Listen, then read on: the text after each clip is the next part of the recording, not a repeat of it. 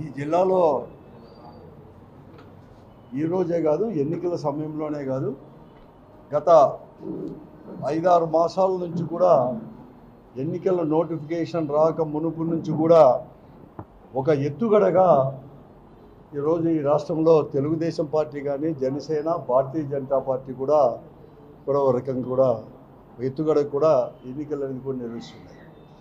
ముఖ్యంగా భారతీయ జనతా పార్టీతో పొత్తు పెట్టుకుని తర్వాత ఎన్నికల కమిషన్ అందరూ కూడా గుప్పట్లో కూడా తీసుకొని, ముఖ్యంగా ఈ రాష్ట్రంలో ఎన్నికల కమిషనే ఒక ఎన్డీఏ వారికి మాత్రమే కమిషన్గా కూడా ఈరోజు ఎన్నికలు కూడా నిర్వహించడానికి కూడా చాలా స్పష్టంగా కూడా, మరీ ముఖ్యంగా ఇటీవల ఎన్నికలు నిర్వహించిన విధానం కానీ ఇవన్నీ కూడా బాగా కూడా అర్థమవుతా ఉంది.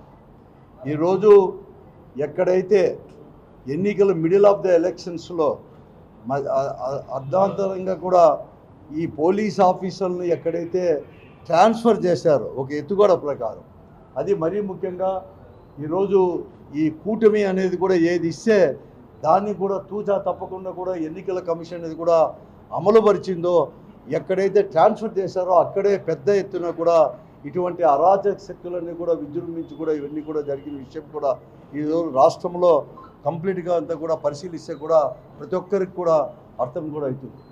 అలాగే దాంట్లో భాగంగానే ఇక్కడే కాదు, ఉరవకొండలో కూడా ఎన్నికల కమిషన్ ఇచ్చిందని చెప్పేసి అనావకాశం కూడా అనేకం కూడా సృష్టించారు కూడా. ఈరోజు కూడా ఆ రోజు ఇచ్చిన దాన్ని కూడా ఎన్నికల కమిషన్ కూడా వారు ఏం చెప్తే అదే కూడా వినింది.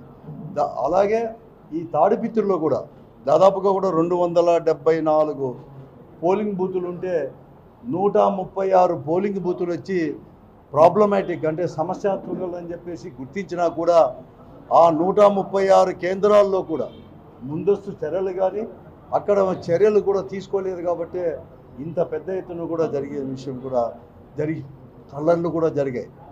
మరీ ముఖ్యంగా ఎన్నికల సమయంలో ఈరోజు అక్కడ ఉండే డిఎస్పీని వారందరినీ కూడా ట్రాన్స్ఫర్ చేసిన తర్వాత, ప్రత్యేకంగా నియమించిన తర్వాత, మరీ ఎస్పీని కూడా ఎస్పీని డిఐజీని ట్రాన్స్ఫర్ చేసి కొత్తగా వచ్చిన తర్వాత ఎస్పీ గారే స్వయంగా కూడా అతని పర్యవేక్షణలోనే తాడిపిత్రి ఎన్నికలు కూడా జరిగిన విషయాన్ని జరిగాయి కూడా, అఫిషియల్గా ఆన్ రికార్డ్ కూడా ఇవన్నీ జరిగాయి.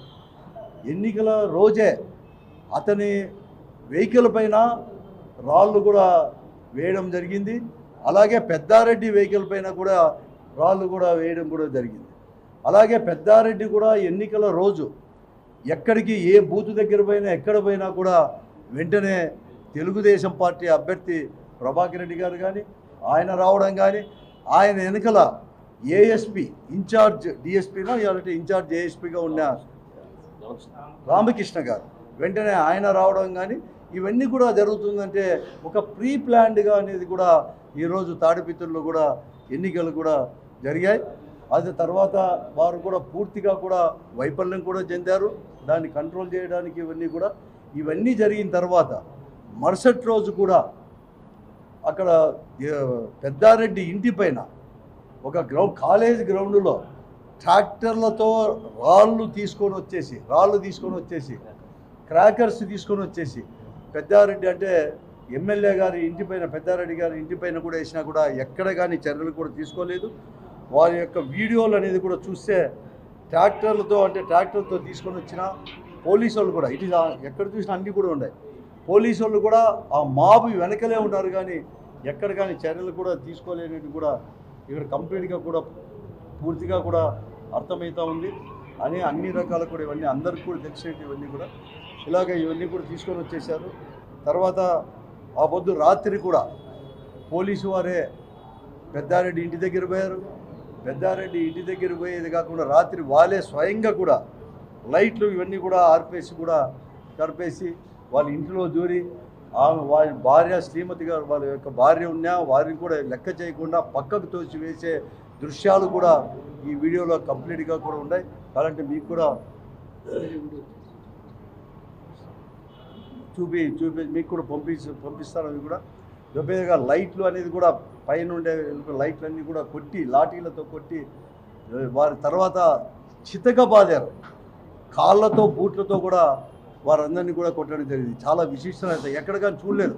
మేము కూడా చాలా ఎన్నికలు చూసాం కానీ జరిగినప్పుడు లా అండ్ ఆర్డర్ జరిగినప్పుడు గట్టిగా ఉండాలి, కానీ పోలీసు వాళ్ళు అంత విశిష్టరహితంగా కూడా వాళ్ళని కొట్టడం, మరీ ముఖ్యంగా మళ్ళీ మరుసటి రోజు అరెస్ట్ చేసిన వారిని కూడా అక్కడ ఎక్కడ చూసినా పెట్టి కూడా చాలా కూడా ఈరోజు రెండు వైపులా చేసిన ఇద్దరిని కూడా రెండు వైపులా కూడా చాలా విశిష్టరహితంగా కూడా కొట్టడం కూడా జరిగింది. వీపులు గుడ్డలు విప్పి కూడా కొట్టడం కూడా జరిగింది. ఇవన్నీ కూడా దీనిపైన కూడా ఎంక్వైరీ చేయాల్సిన అవసరం కూడా ఉంది. నిన్నైతే ఎస్పీ గారిదే పూర్తి బాధ్యత కూడా, ఎస్పీ గారిని సస్పెండ్ చేసి ఎంక్వైరీ చేసినా ఇంకా కూడా ఏఎస్పీ రామకృష్ణ గారు కానీ, అలాగే నిన్న ఎవరినైతే అరెస్ట్ చేశారో దాదాపుగా 100-120 మందిని ఉరవకొండలో కోర్టులో కూడా చూపించారు.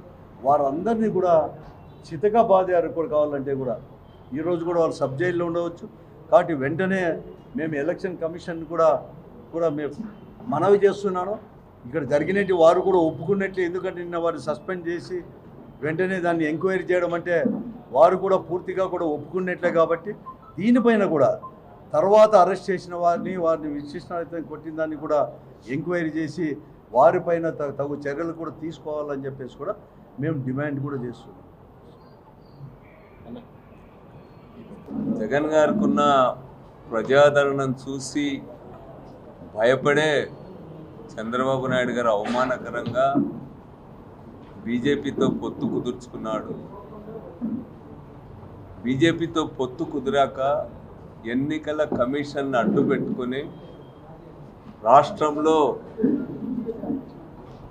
ఏ విధంగా అయినా ఎన్ని అడ్డదారులు తొక్కైనా సరే గెలవాలనేటువంటి ఒక పథకం ప్రకారమే చంద్రబాబు కూటమంతా కూడా పనిచేస్తూ వచ్చింది. దాంట్లో భాగంగానే రాష్ట్ర వ్యాప్తంగా జరిగినటువంటి ఈ దాడులు, ఈ అల్లర్లు కూడా అనేటువంటిది అందరికి కూడా అర్థమవుతుంది.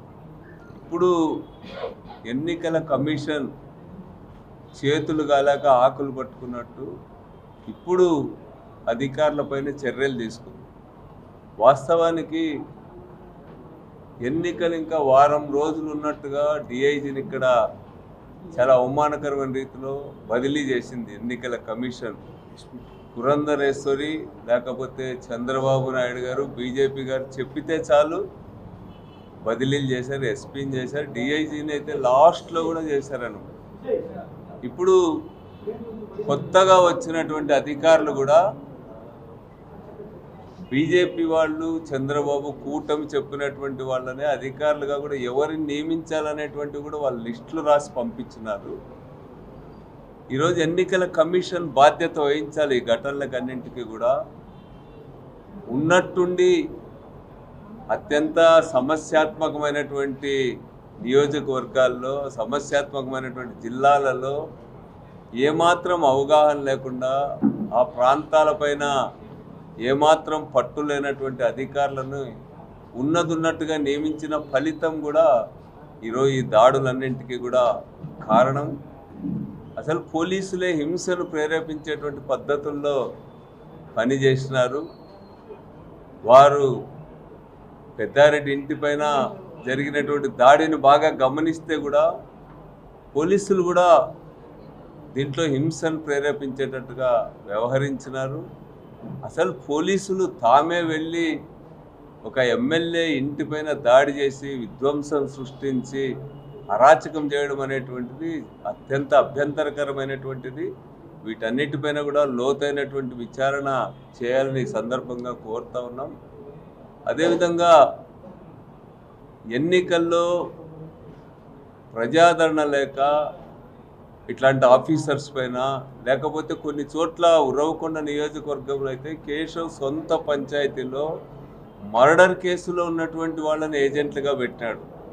మేము అక్కడ పకడ్బందీగా సైక్లింగ్ని, దొంగ ఓట్లు వేయడాన్ని, వీటన్నిటిని నిరోధించడానికి మేము సిద్ధమైన వెంటనే గత ఎన్నికల్లో జెండా కట్టినందుకు వైఎస్ఆర్ పార్టీ కార్యకర్తల హత్య చేసినటువంటి నిందితుల్ని ఏజెంట్లుగా పెట్టుకున్నారు. మర్డర్ కేసుల్లో ఉన్న వాళ్ళు తప్ప ఏజెంట్గా కేశవ్కి లేరా? ఇవన్నీ కూడా ఒక భయోత్పాతాన్ని సృష్టించడానికి, ఓటర్లు నిర్భయంగా నిష్పక్షపాతంగా ఓటు వేయకుండా ఉండడానికి రాష్ట్ర వ్యాప్తంగా ఇట్లాంటి కుట్రలు చేశాడు. వీటన్నిటిపైన కూడా కఠిన చర్యలు తీసుకోవాల్సిందిగా అదేవిధంగా ఈసీ ఇప్పుడు తీసుకున్నప్పటికీ కూడా అది బాధ్యతల నుంచి తప్పించుకోలేదనేటువంటిది నేను ఈ సందర్భంగా తెలియజేస్తా ఉన్నాను.